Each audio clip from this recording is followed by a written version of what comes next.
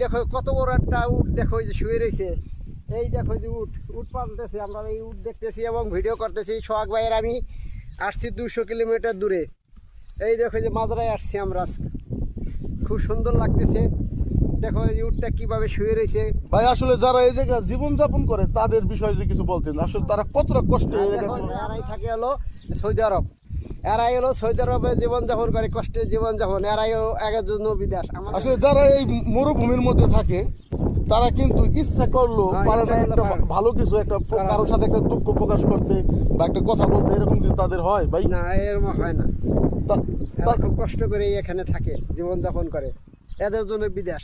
এই যে মরুভূমিতে বা এই যে উট চড়ানোর বিষয়ে আসতে চায়, তাদের সম্বন্ধে আপনি কিছু বলতেন আসলে? ভাই এতে এরা আসলে তো এদের ভাই কষ্টের সীমা নাই ভাই। না পাবে খাবার, 3 দিন পর পাবে হলো রুটি, পাবে না পানি, পাবে না একটা জুস খাইতে পারবে না, পাবে না ভাত খাইতে পারবে না, কোনো ওই নাই, শাকসবজি কিচ্ছু নেই এখানে। কপিলে যা দিয়ে দেবে ওই এসে তাকে খাইতে হবে এই মরুভূমির থেকে। যাক ভাই, সবাই ভালো থাকেন, সুখে থাকেন, আমাকে জন্য দোয়া করিয়েন। ওকে।